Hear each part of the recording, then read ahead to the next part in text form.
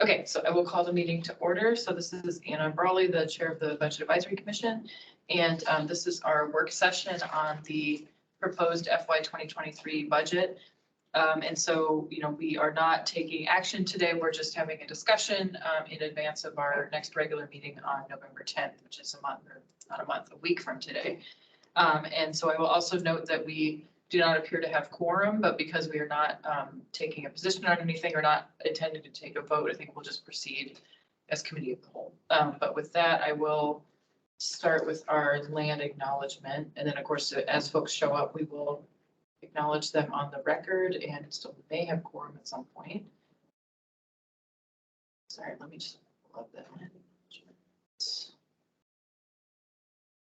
Here we go. Okay, so land acknowledgement is a formal statement that recognizes and respects Indigenous peoples and the enduring relationship that exists between Indigenous peoples and the land. I'd like to acknowledge that we live and work on the unceded land of the Dena'ina people and thank them for their past, present, and future stewardship of the land on which we all live. And then I will also make a note, especially since we have folks on Teams. So thanks for joining this virtual Teams meeting. There's some of us in the room here downtown and also on Teams. Please note that the chat is not part of the audio recording of this work session. So to make the audio record as complete as possible, comments should be stated into the record and not placed in the chat. If you would like to make a comment in the chat, I'll ask you to state it on the record. And of course, as we have done in past meetings, if you have a question or you just want to raise your hand, I will be monitoring Teams and feel free to use the chat for that purpose as well. So with that, I will turn it over to Lila for roll call. Okay, thank you. Ms. Brawley? Here. Mr. Flynn? Here. Ms. Hall? She let me know she's excused or she's had to be absent. Okay. Ms. Hobson? Here. Mr. Minor? Mr. Clatta?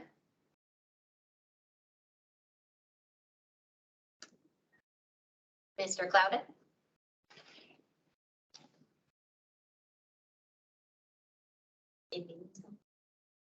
Still on. Nolan, can you hear us? Okay, Maybe we'll come back. yeah. Ms. Reese? Mr. Tumani?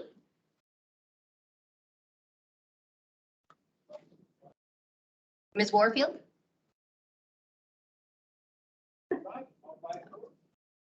Mr. Claudia? Okay.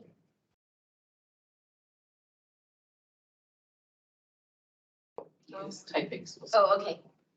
Yeah, I know he mentioned since daycare is closed today, he's got some extra challenges. So like many people I know. He says he can't hear the audio.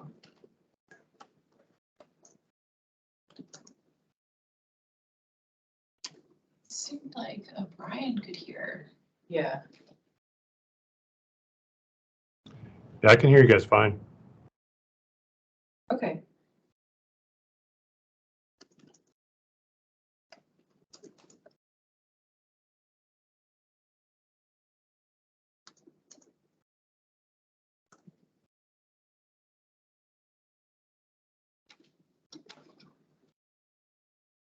Okay, well, it sounds like the issue's on Nolan's end, so so we know he's present. Okay. And then maybe he can disconnect and reconnect.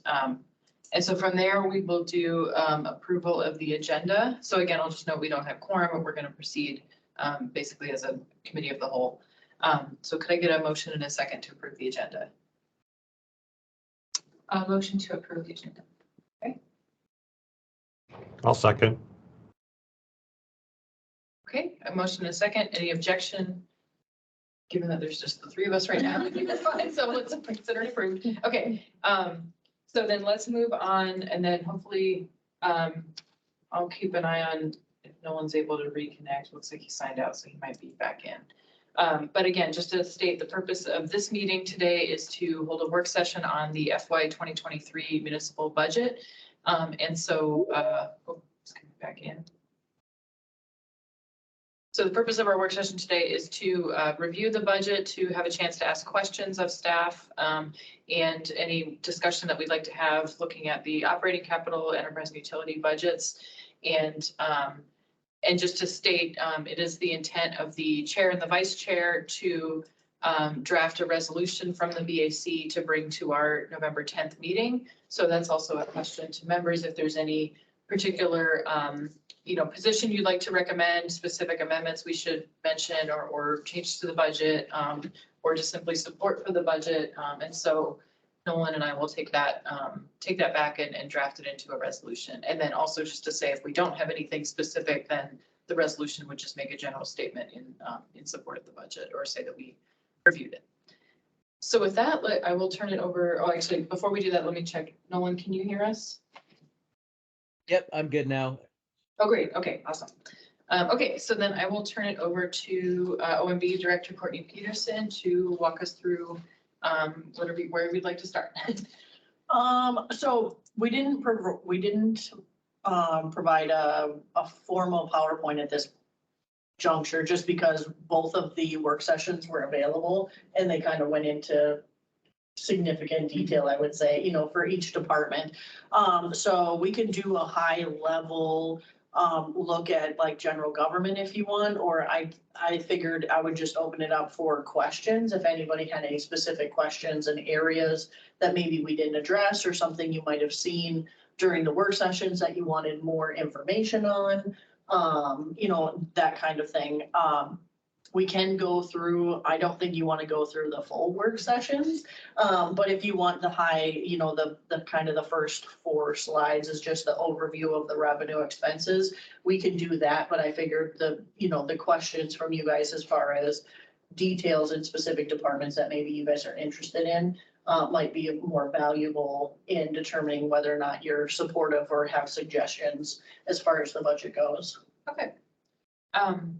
Well, see, do members have, I guess I'll suggest going through those few slides would be helpful. And then, of course, I think we don't need to repeat all the detail from the work sessions, because hopefully members either watch those already or will do that. Yeah, they are, hopefully they went quick. I mean, it feels like it when you're sitting there, but I know that when you're watching it, it seems like a long time. Yeah. 5 hours, it's a long time, but, and there were some breaks in there. So yeah, hopefully it goes by quick if you're watching it.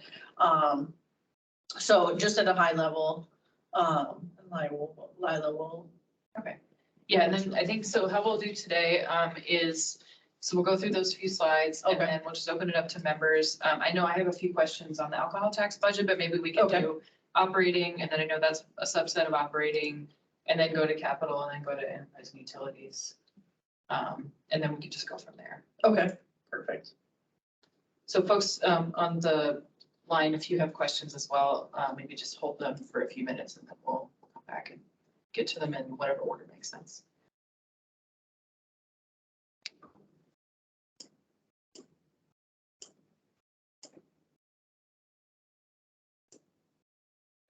And then also I'll try to monitor the chat too. So if you have questions, please feel free to raise your hand or really, we're a small group, so you can just really unmute. We'll keep it informal.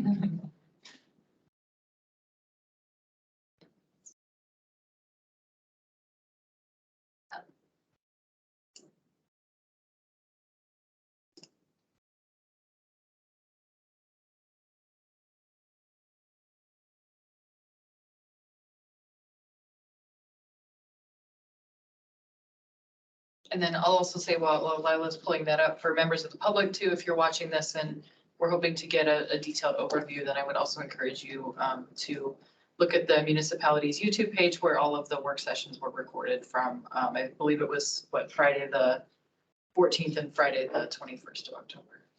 Yep. Okay, thank you. Yes. Yeah, that's fine. So this is a high level overview of the changes in our revenue sources as proposed in the 2023 budget.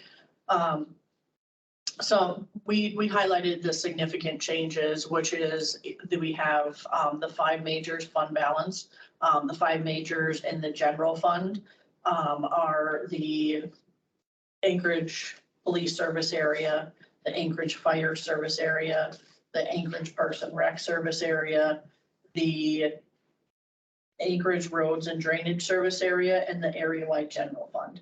Those make up the 5 major funds. And so when we talk about fund balance, that's kind of what we use is those 5 major funds. We do have fund balance. The next line is fund balance and others, and those are more recognized as self-sustaining funds. So funds like the building safety service area, our information technology department has a separate fund. And so that's what we consider those other fund balances. And so you'll notice that both of those are going down. A little over $2 million each. We're proposing not to use any fund balance in the 2023 proposed budget for the 5 major funds. The contributions line, just a very slight increase, $100,000. And this is attributed to the dividend from the trust. And so that makes up the majority of the revenue that we get in our contributions, is the dividend from the trust fund. Fees and charges for services is going up by $6 million. This is mostly attributed to the SEMT program, and SEMT stands for the Supplemental Emergency Medical Transportation. And that's a federal program that was implemented. The state recently signed into the regulations for that. And so we were able to finally submit our expenses for reimbursement. And so now we're budgeting for an annual receipt of those revenues now, which is, as you can see, great news for us. Room tax is going up by $6.5 million. So this is something that, we've kind of been seeing is the trend of the tourism coming back and the utilization of hotel rooms, Airbnbs. And so we're seeing that room tax going up. One thing with room tax is we do have, and it is codified, the obligation to pay out on the room tax. And so really, I don't think Dan Moore, our treasurer, likes when we say it, but we basically kind of split it in thirds. And so really just a third of the room tax actually applies to general government that we can utilize to offset our expenditures. So of that, that's the part that we get is just a third of that. Then there's the other taxes. Other taxes are tobacco tax, motor vehicle rental tax, marijuana tax, the fuel excise tax. So you're seeing that we're a slight increase in those as well. Property taxes, this is the 5 majors. So this is kind of the same functionality with the 5 majors that I described before. This is the tax for those. And so $6 million increase for that. And then property taxes for other.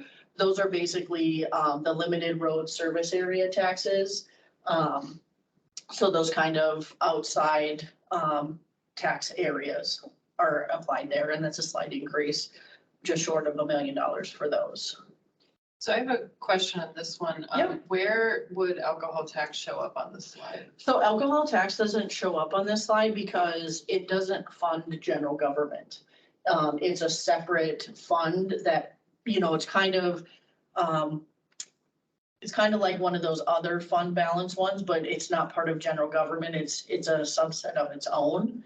And so we don't present it in the general government because it's not, it's wholly just paying for itself. There is no balancing inside of general government. Okay. So it's just not represented on this slide specifically. Okay. So then we just kind of shoot into how those revenue sources fund the budget overall. So by code, we have to present a balanced budget. And so those funding sources, as you've seen the ups and downs of those, this is how they fund our budget overall. So property taxes represent 56% of our overall funding. And then the other taxes represent an additional 16%. The next largest piece that we have is the transfer from other funds. And again, that's the dividend from the trust fund. And that is in code as well as far as how much revenue we can get from from the trust. I guess that's taxes and bill, and then transfers. Then we go into the federal and state revenues. So this is our revenue sharing piece that we get from the state. Fees and licenses and permits. So this would be the fines and forfeitures as well. This is basically all of our other departmental revenue. So all of the different permitting fees that we have, the Parks and Rec usage fees. That's basically all the revenues that the departments kind of assess out. Our investment income, we are projecting that we will kind of turn things around a little bit, that the market will turn around and we will see an increase. If you watch the budget and finance committee meetings, Dan Moore has been reporting is that we are losing money in our investments right now. I think everybody kind of, even in your own, I'm sure, retirement accounts, have seen the drop in the market. We're seeing that as well this year, but our public finance department is projecting that we're going to turn that around, or the market will turn around, and we will see a little bit of investment coming back in next year. And then the next funding source is our intergovernmental charges. So that's our IGCs out to the majority of that revenue comes back from the utility and enterprise department. So the functionality that they receive from general government for services such as O&B, payroll, HR, we charge them for those services, and that is direct revenue back into general government. So that's that. And then that small piece of fund balance from the other funds that you've seen on the previous slide is the small little sliver there at the end. So that makes up our $583.6 million revenue that supports the expenses. And I do have, I don't see any other questions yet, but folks, please speak up if you have them. One question I had on so I remember for the last several years, there's not really been community revenue sharing from the state government, like that specific program, which I know there's probably other things in that 5.1 million there. Yeah. Is the city projecting to get, because I think we did get some for 2022, is that right? Yeah, we did. Do we have any sense of if that's gonna, I mean, I know it's all up in the air, but did we assume any? No, we Okay. didn't assume any changes in the state revenue sharing just because there's no indication that they are going to continue that. Okay, so it's a one-time thing. Yeah. Yeah, so we didn't expect to get that this year. And there's no indication that the state has, will continue that trend of additional, so. Okay, thank you. Yep. All right, so then we go into the uses, which is our expenditures. There you go. And so the 2023 proposed budget is mostly a continuation budget. So basically same service level, continuation of the services into what would be next year's costs or next year's projected costs. And so as with, the majority of places, the largest expense that we have is our people, our salaries and benefits, and that holds almost 56% of our entire budget. The next largest piece is our other services. So this is basically all of our non-labor costs in order for the departments to run. So this is our snow plowing and snow hauling costs. This is our towing contract from APD. This is all of our supplies and things for the fire department and EMS. It just is an all-encompassing category for those. After that, it's our debt service. So debt service is mainly the debt service to pay off our general obligation bonds. So all of the prior approved bonds that we still owe on as part of that debt service. There are a couple of other small financing options that we have included in that, but the majority is for the general obligation bonds. And then the other small piece is travel is less than 1% of the entire municipality's budget. Capital outlay. So this is any planned capital expenses that the departments have. So very small piece of the overall, and then the depreciation, which is a non-appropriated, it's a non-cash accounting. So it's included in the budget, but it's not an appropriated amount. All right, and then this just shows, the next one is by department. And it's a very good picture to show of how exactly the budget is broken out by department. So what you'll notice is that our public safety, police and fire hold 41% of the overall budget. You know, so it's a significant amount when you add in the debt service. Along with street maintenance, which is maintenance and operations. That's 2/3, it's 66% of our entire budget just for those 4 lines alone. And so when we talk about the rest of the departments, it's 25 departments that hold 1/3 of our overall department. It's a very minimal when you talk about these other departments and the pieces that they hold. The significant impact is those top four departments or expenses, because the debt service in itself is not a department, but it is a significant cost for us. And then the last slide that we'll talk about is, this is just the breakdown of how the increased costs are allocated between the departments. So from the 2022 revised budget, which is the budget that we're utilizing right now, to this 2023 proposed budget, we represent the dollar value change, and then of the overall change, how much of that piece. So the $5 million for the police department is 26.6% of the overall change from 22 to 23.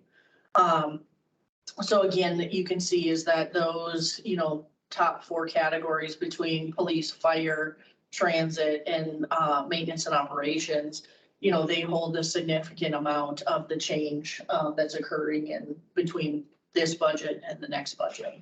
So just the maintaining of the service level in those departments represents almost 75% of the overall change. And then, so just to understand, with the police, so the increase of 5 million, that is mostly, or I should say, is that continuation, meaning where you make adjustments for salary and all the other pieces, or is there another kind of policy change in there?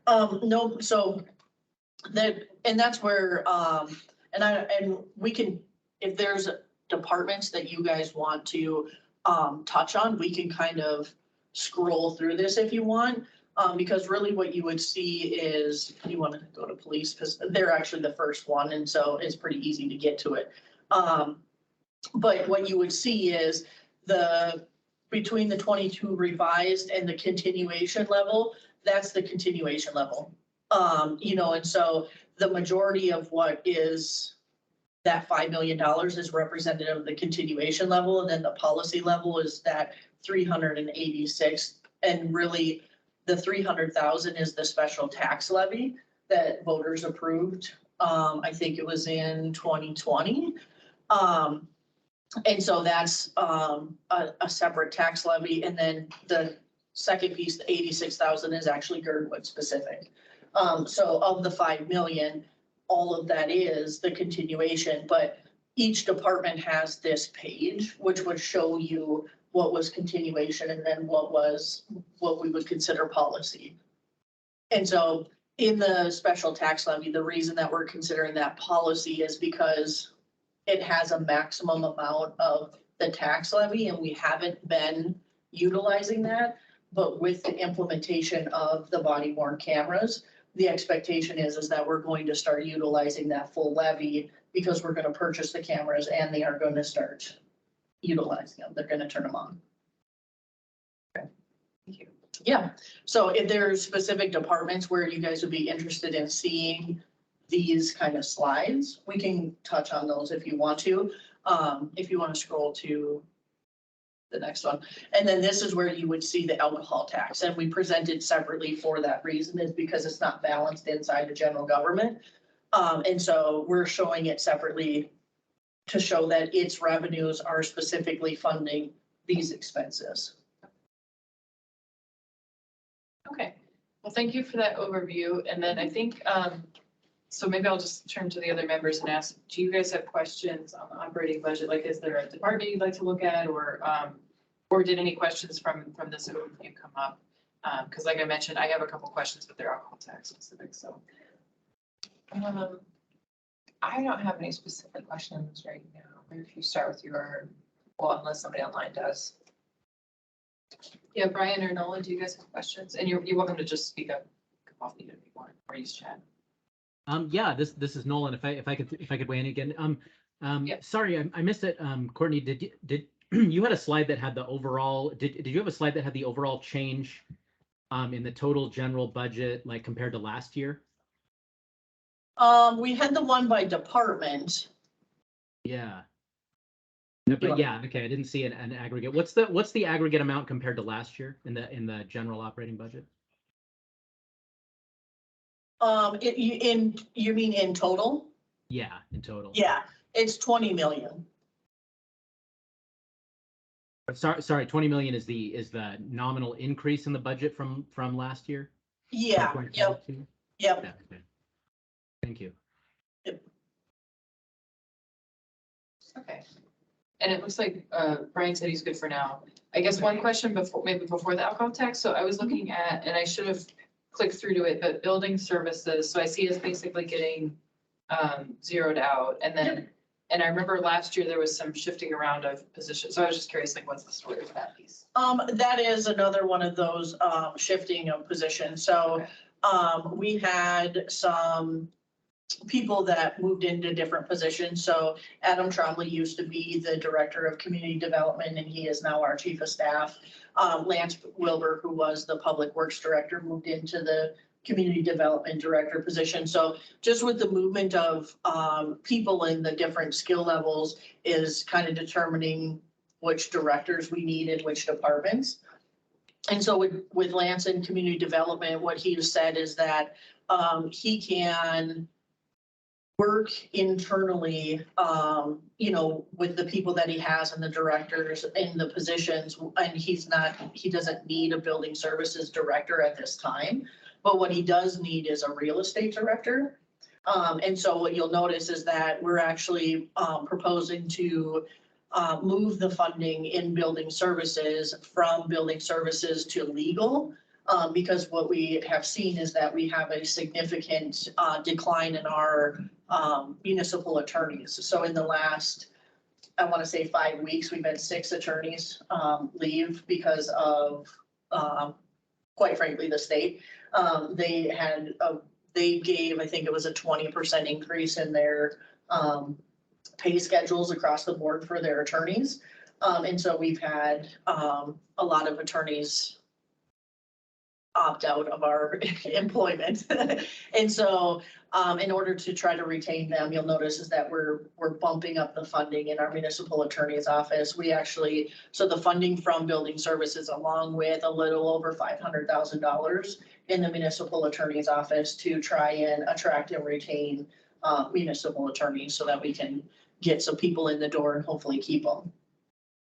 So that's why building services is zero, is because we're going to take that funding for now and we're going to reallocate it to other needs. And then we also are proposing in the real estate department to fund the director position there. And then that would be half funded with general government and with the HLB fund because they oversee both. So, yep. It's a good catch. Okay, and then I don't know if that sparked any other questions.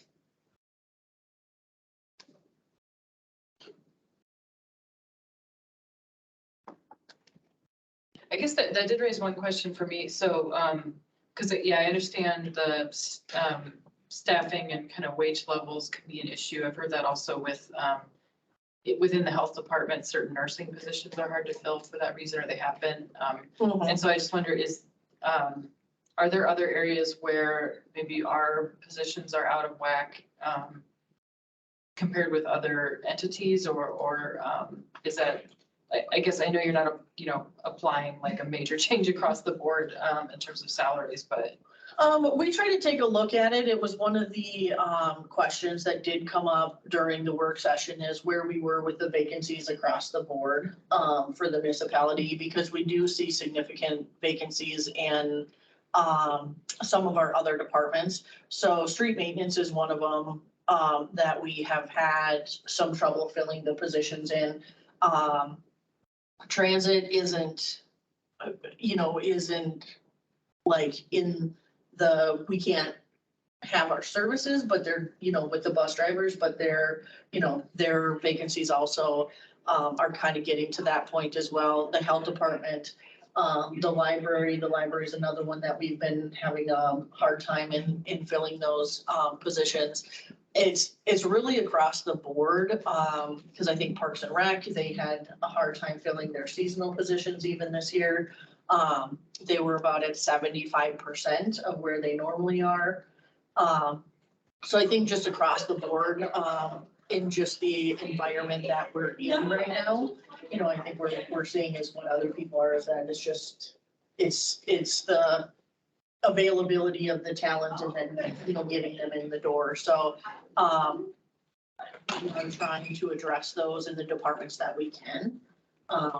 But yeah, there is no, right now, we don't have any, overarching, things that we're doing for all departments to try to get that in. It's kind of on like the municipal attorney. It's a case by case basis of, who's the worst and how can we help them? Okay. Yep.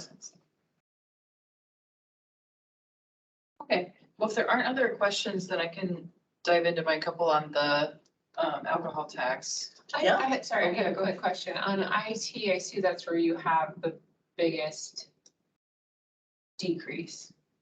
Do you know what Yep. it's attributed to? Yep. So we implemented, the CAMA system, which is our, assessments, our tax assessments and, tax collection software. So it's what our assessor's office uses, for doing their property assessments. And what Treasury then utilizes for property tax collection.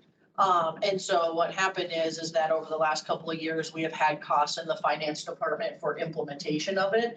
But what we're seeing now is we implemented it this year. And so next year, for IT, it's the out of service of the previous software. So it's like a $500,000 reduction, for the implementation of the software, the old software, basically shutting it down and getting rid of it. And then in the finance department, what you see when you look at their increases is that we're gonna start paying off the debt for the loan that we took out to implement that new software. And so I think it's about a $300,000 decrease in total for what finance needs to pay the debt, and then the money that we're saving from turning off the old software. I think it's about a net of $300,000, so. Got it. Yep, so we're not actually cutting IT, it's actually realized savings. Got it, thank you. Yep.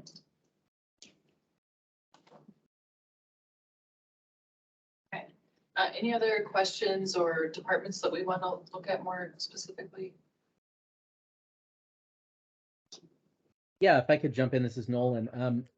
Looking at some of the ones that are basically, pretty close to being flat funded. So, for example, like the library or the health department, is effectively, if they're flat funded, then they're getting in real terms, they're getting a cut. Do you know what are the impacts on some of those departments that are basically being flat funded?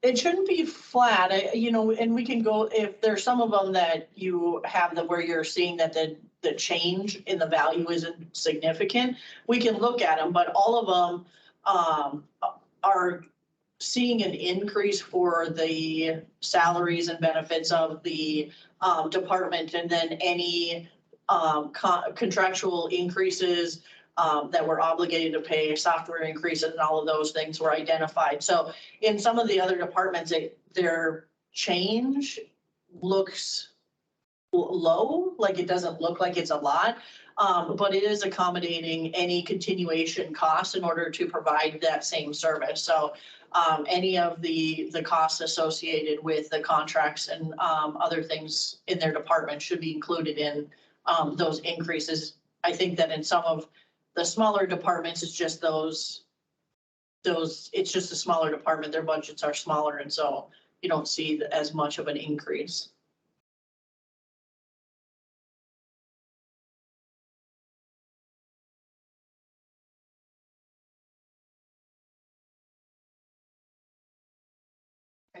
Looks like no one's back on mute, so Okay. unless you have a follow-up, we'll, on. No, thank you. Okay, thank you. Okay, why don't we go to alcohol tax? So the two questions I had, one was on the mobile crisis team, and I know that was discussed, but that's kind of the biggest change in the alcohol tax, so I just wanted to flag that. Yep. And then the other one is on the IGC, so maybe we can start with the mobile crisis team. Okay, and so there's probably, I think, 2 or maybe 3 work sessions that you'll be interested in watching. Because the health policy committee, I think, and potentially the public safety meeting both yesterday and then last month. I'm trying to remember if it was the public safety or the health policy committee that also talked about the MCT. But basically what we're trying to do is, implement the MCT 24/7 inside of our own collective bargaining agreements and personnel laws that we have to follow, which is not an easy thing to do. I'm sure if you guys have dealt with collective bargaining agreements, we have 9. And so trying to come up with a model that will allow us to provide the services to the community. I think that everybody agrees that it is a valuable service. And so, you know, we've been trying to work with the assembly in how that model works and, you know, what does that look like? And so the 2023 proposed budget is proposing the MCT on how we think we would be able to implement it and get it running 24/7. And so although the budget is proposed in APD, it's not that all the positions might be assigned there, but that's who we would see as the kind of lead of what we call the task force model. Is because what we're seeing is that we don't know that we can just have one department that MCT fits into because of our different bargaining units and the rules behind those and those things. So they've gotten into those conversations pretty extensively in the health policy committee meetings.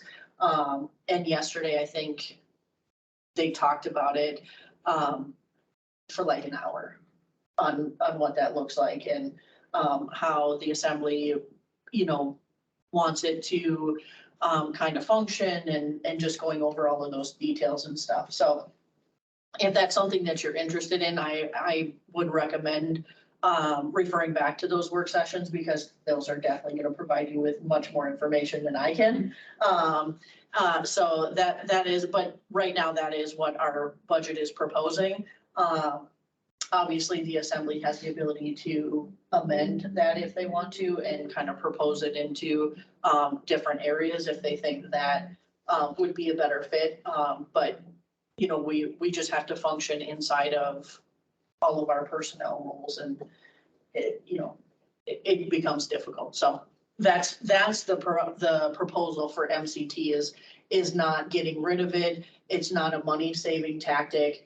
It is us trying to identify the place in which it's the most acceptable way for us to implement the 24/7 model. So. Yeah, because I guess that was my, and I'll go back and watch those other work sessions or the meetings. But I guess the main thing I was confused about is, because I imagine police and fire, I know they have distinct bargaining units and different, you know, it's different types of positions too, but, or different services. But I wondered, is it just that it's too difficult to do in fire or, and I'm not saying because it needs to be there, but I just was curious, like, why is it possible in police, not fire? So it's a few things. Specifically in the fire contract is it not only tells us, well, one, fire has a thing that's in their contract that says only IAFF, bargaining unit employees work in the fire department. So they have to then be part of the IAF agreement. Well, there's a very limited,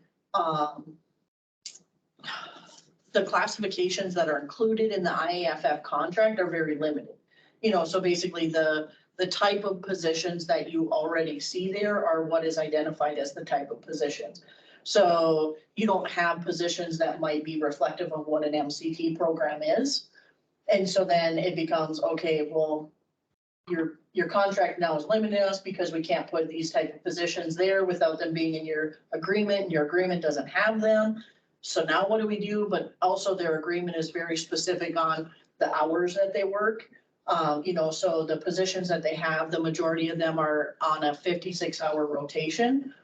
The MCT is not a program that functions in that way.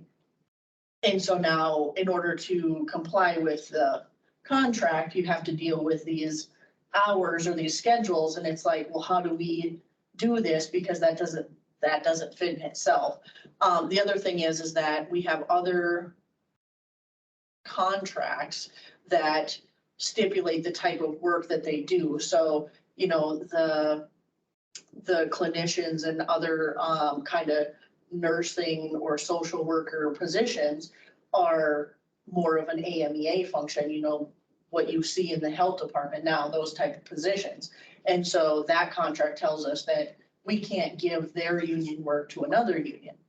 And so now we have to make sure that, so it's literally going through all of these different union agreements and making sure that we can create the positions, not, without disrupting another union's contract, but also fits into the program. And then there's agreements like the IAFF agreement that is more specific than, say, APDAs. APDA doesn't say our positions are specifically working these type of hours. You could make an 8-hour shift or a 10-hour shift or a 12-hour shift. And so it is a lot of personnel rules and law that is why I don't it's a very high level basic, of what I know, but the attorneys are the ones that get into it and say, this is why, we cannot do this and we cannot do this. And I let them have those conversations.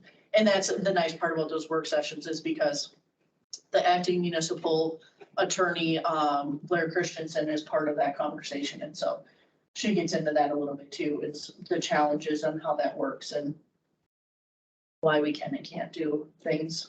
Okay. So, yeah, I mean, if you really want to get into personnel rules or whatever, you can, those guys, of course, love talking about it, but that is the majority of where we have found the difficulty in implementation.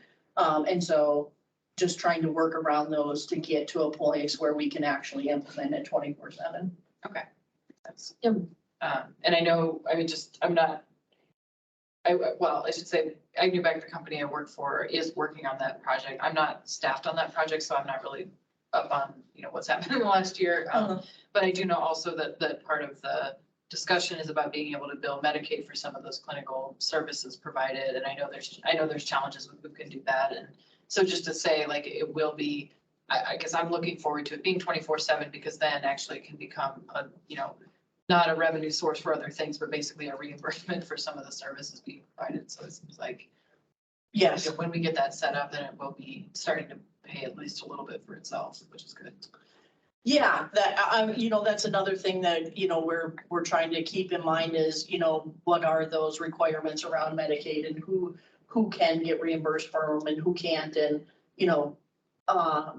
if the fire department is approved as the department to be able to submit, how much of that do they need to be able to be a part of it in order to submit it, and all of those things. And then, how much are we really going to expect? So if we can implement it 24/7 in a different fashion and possibly lose out on the Medicaid, but, we actually get it there and, the cost isn't as much or whatever, where's the risk reward and all of those things. Because unfortunately, we don't have a lot of data for the reimbursement, and what we do have, it doesn't seem like it's going to be a significant piece. That doesn't mean that obviously we want as much outside revenue as possible. It's just how much of the effort would it take to get that piece? Yeah, that makes sense. Yep. So my recollection of this is that, you know, the MCT is modeled after others that have been implemented, right? Like in the lower 48. And so I guess, and I don't want to like dive too deep into it here, but I guess I am curious, how other states and how other municipalities have been able to work through some of these challenges with their CBUs and the reimbursements and things like that. I mean, certainly it's being done elsewhere, so I don't think it'd be interesting to find out what others are doing. Yeah, I think, and I wasn't able to watch it yesterday, but I think the Health Policy Committee meeting is gonna be a really good one to watch, because they had the Alaska Mental Health Trust there, and they had a couple other people on their agenda that were talking about it. So the Mental Health Trust is actually kind of one of the leaders in this overall endeavor, because they are working on the entire Crisis Now model. And so that's that's really what the MCT is part of, is the overall Crisis Now model. And so when you look at how it was implemented in other places, you don't see that the cities and the government are part of, you know, it's more of an independent. And then when people need the 911 or the, you know, then they have that communication with them. But the MCT is actually part of a separate response. It's the, you know, the police and fire departments are not the ones that are providing that. But because we don't have, Alaska doesn't have that full model implemented yet, this is kind of that bridging the gap.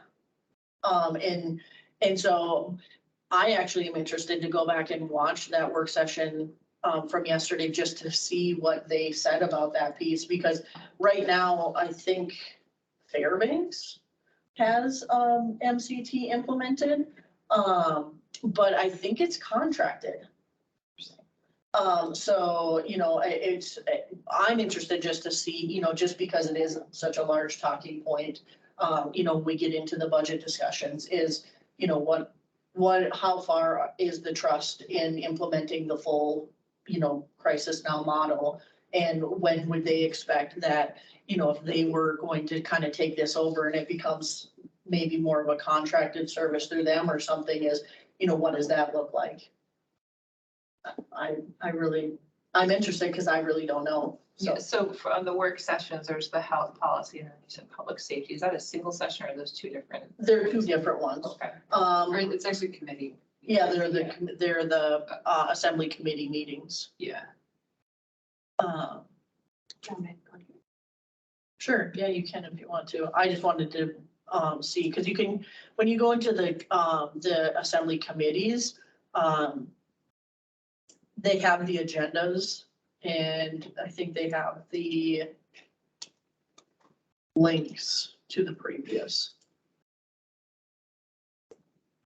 Yeah, and so I did watch the health policy one yesterday, and they did talk about the Fairbanks model. Okay. I mean, I think the general answer is, you know, like Courtney said, like it is, well, different places have done it differently. Some do contract where it's a third party service.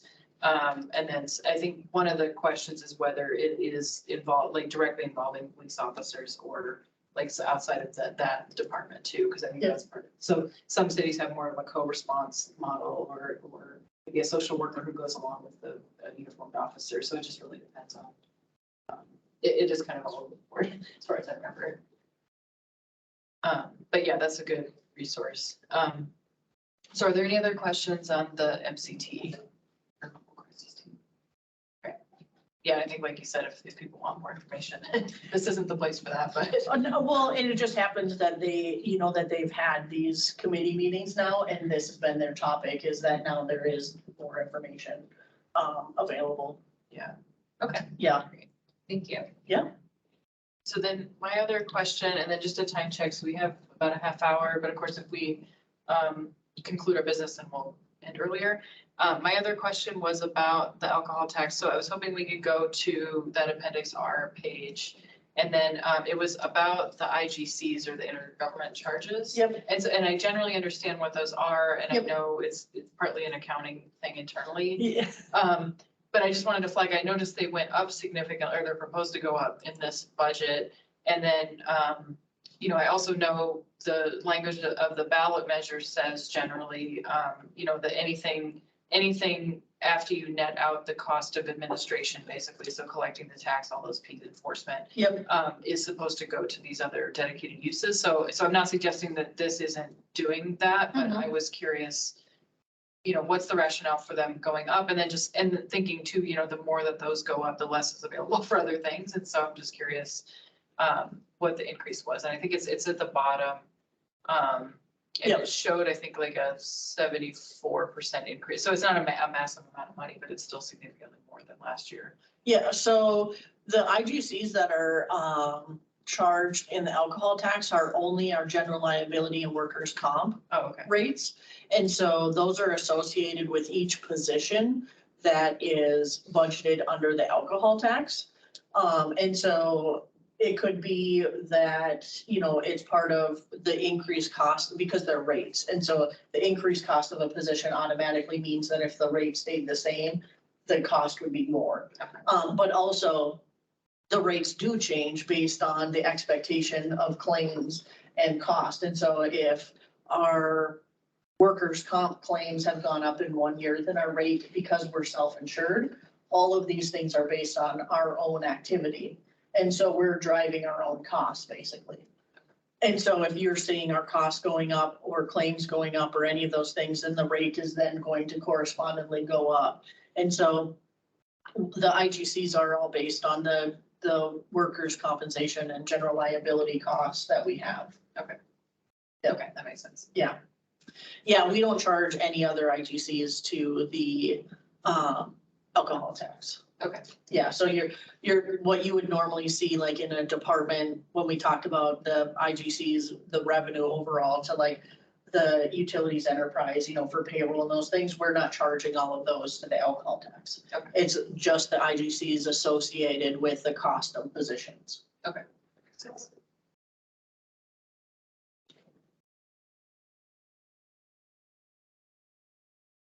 Okay, and then so those are my questions that I have right now. And of course, we're still in the operating budget. I don't propose that we do a detailed walkthrough of the other pieces, but just to note, we still also have the capital budget and enterprise utility, which is things like the port, AEDC, Yep. those kind of things. Yep. So I'll just open again if folks have additional questions. We'll also say questions or items for discussion. And then if in your review so far or what we've talked about, do you see anything that you feel strongly about that the BAC should, you know, take an official position on?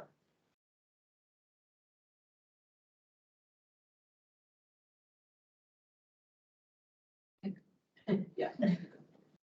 And we can easily, I think, touch on at least capital, and it might start, do you want to go back to the slide? There's, just a overall capital slide in the PowerPoint presentation. And it'll just, it's a overview. And what you'll see is that our bonds are, what we're proposing is to stay under the amount that we're paying off in bonds. So we're expected to pay off $41,650,000 in bonds in 2023. And we're proposing a bond amount that is $55,000 under that. And so we're not proposing to incur any more debt than we're paying off in 2023. You'll also notice is that we have a significant amount in the state requests. And I don't think we're gonna get $200 million from the state. But I think it's important to represent to the public is what the need is. You know, so we do have needs. We do have, you know, facilities that need to have significant renovations done and improvements. We do have roads that need to be reconstructed, drainage that needs to be, you know, included. And so that represents our need. And we will be submitting an ask to the state it might not be $200 million for general government. But we thought it was important to show that need. You'll notice that we do have an inclusion of federal money in here, which is nice to see. Because we like to see other funding sources coming in. And so that's the expectation of the FTA continuing on their program with transit. And then potentially some federal earmark funds that may come through, but that's still a few months away before we'll get notification of those. But what we've been told, we included in, then if it gets realized, then. And then, so the PM&E, the 200.9 million from the state, that is not port, right? That would be somewhere else? Yeah, Okay. the port has their own. Okay. And so on the port's capital budget, you'll notice a $400 million request on there. So we were successful in getting 200 million from the state from this year. So we got $200 million in legislative grant money from the state, which we love and we're already spending. So we're gonna hopefully lobby and get ourselves some more. And 400 million is where we're at in the ask for the next cycle. And Nolan, I see your hand up. Go ahead. Yeah, thanks. So the bond amount that's going to go onto the ballot under this budget would be that 41 and some change million, right? So it strikes me, I'm thinking about past bond packages in the capital budget being in the high 50s or close to 60 million. It seems like 41 million, and a half is a kind of a paltry amount compared to the infrastructure need that we have. Is there anything you can speak to on that, Courtney? Like how that number came about? Yeah, so it's balancing the need with the, fiscal responsibility of making sure that, we're responsible to the taxpayers and the cost that we're incurring to them. And what we've seen in the last couple of years is that our bond rating has gone down, not significantly where we're, talking about not being able to bond, but it has dropped. And so that means that our interest rates are going up. And so the cost of incurring more debt at this point is actually more expensive for us than it was 2 years ago. We were enjoying a AAA bond rating, which utilized a very low rate for us. And we have dropped now to AA on, I believe, both rating agencies at this point. And so in keeping with that and trying not to cost additional money, realizing that not incurring more debt, but also with the fact that our debt is going to cost us more. And then trying to show to the rating agencies. So we're trying to keep our AA bond rating as much as possible, because the more you drop, the more expensive all your debt becomes. So we're really trying to hold on to that AA rating right at this point, and doing as much as possible to do that.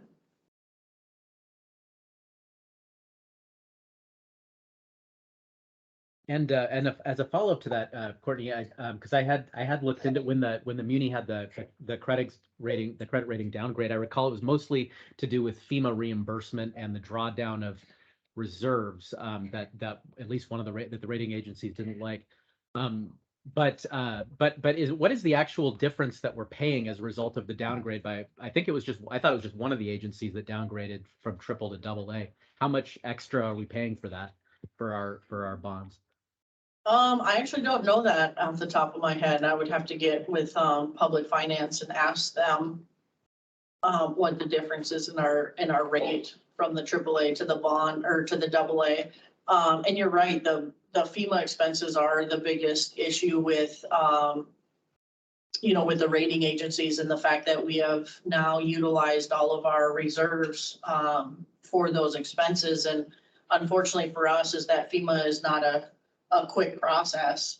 And so we still have not resolved those expenses with them. And so, we're going to be showing that on our books, in 2021, which just came out maybe a month ago, I think.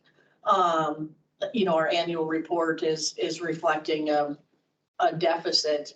And unfortunately, we're not getting the response from FEMA that we would like, or as quickly as we'd like, as much as we're pushing to expenses to them to identify. And so unfortunately, that financial position is not going to look a whole lot better in our 22 financials, just on the fact that, we have about, I think we're up over $120 million.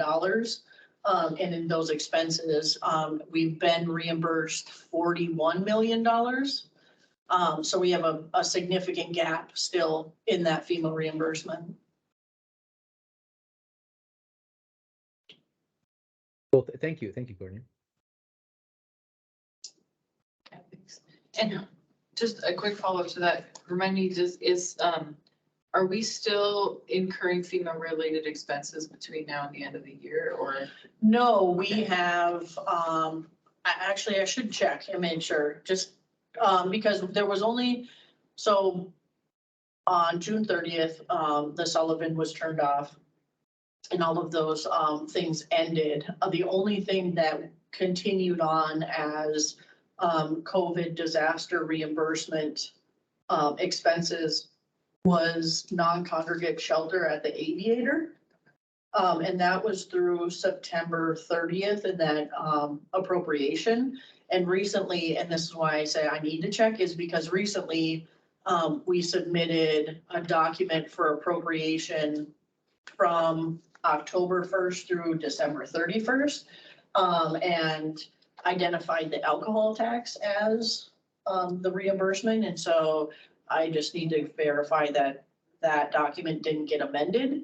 So if it didn't get amended to continue with COVID disaster funding, then we do not have any further expenses for the COVID disaster. But if it did get amended, there is potential that there are still expenses being charged there. Okay.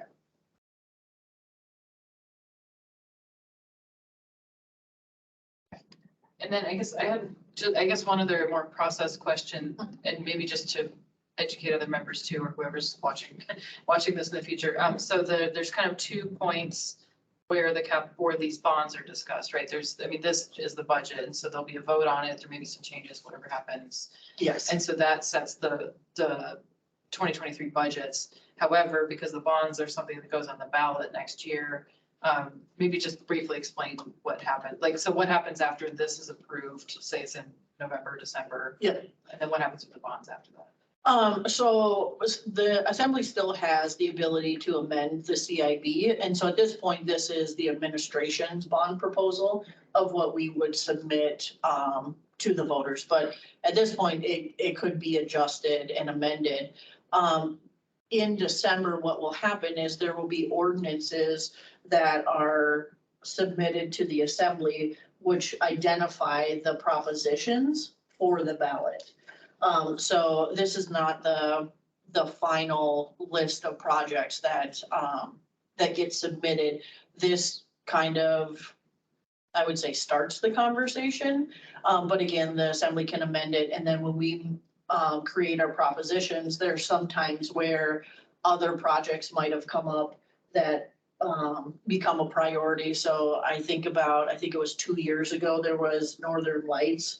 I don't remember what it was, but it basically had a situation that it shut it down. And so that kind of jumped up on the list. And so in that year, it wasn't identified for an immediate need, but when we turned around to do the propositions, we included it because that jumped up on the list. And so in December, what you should expect is that this would be the majority of the projects that are identified on propositions, but there might be some changes. Those ordinances then go to the assembly. They have the ability to amend those as well. And then what is approved on those ordinances become the propositions that are identified on the ballots for voters in April. Okay. So, yeah, so it's a kind of a little bit of a process for the bond still. Okay, then I will ask, because I think, I mean, this is our business for the day. And so I'll just ask again if there's any other questions or, like I said, our intent, Nolan and my intent is to draft that resolution and then we take it up at our November 10th meeting. And we looked back at past resolutions as a guide as well on the budget. So one option is that we don't add any specifics, that we just say that we review the budget and support it moving forward. And then, another option is to add any specifics. I don't have any in mind at this moment, but I will think on it. And then I think because there were so many of us who weren't here, we'll ask other members just to share by email their thoughts, probably share with Lila, so that we can take that into consideration. So with that, I will see if there's any other comments, questions, things to flag.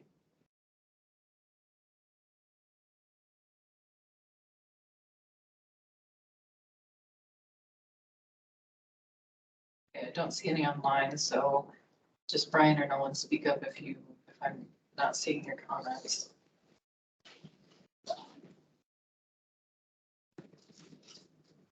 Okay, I'm not seeing any activity at the moment. So, okay, so I think then, well, I guess I'll jump in if you guys have any comments, but otherwise I think we will, oh, go ahead.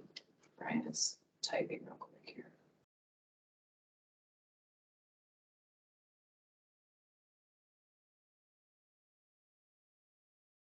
Sorry about that. I'll stop typing. I just was on my other phone and I don't have anything else. Sorry about that. Okay, no worries. And then I don't see anything from Nolan as well. So, yeah, so I think our next steps then would be, we have our next regular meeting on Thursday, November 10th. So it'll be here. We'll also be on Teams, 11:30 to 1. And then we have our topics of discussion. One is going to be the resolution. So between now and then, like I said, Nolan and I will prepare a draft. We'll get that out to members to read early next week. And then Lila, maybe after this meeting, if you could just send a note to members, sharing this information, but also asking people if they have comments or things they want to include in the resolution, just email to you. And then, like I said, Nolan and I will prepare that draft. And then, of course, we can make changes or amendments in the meeting as we discuss the resolution. And then our other topic would be department meetings. So we'll just check in, see if folks were able to complete their meetings or if there's still any outstanding. And then I don't believe we have other specific business, but we'll have our usual standing reports as well. And then we can talk about what we want to cover at the December meeting and moving into the new year. And then I'll also note, we are aware of a time conflict. So the assembly the assembly work session to discuss budget amendments is going to be happening at the same time as this meeting. And so we'll encourage members to catch up on that after the fact. But also we know Courtney will not be present here and we'll have other OMB staff. So we will continue with that meeting, and apologies for anybody who finds the conflict an issue. So like we may not have our assembly report, but that's okay. Okay, is there any other comments, questions, anything for the good of the order? And otherwise I'll entertain a motion to adjourn. Motion to adjourn.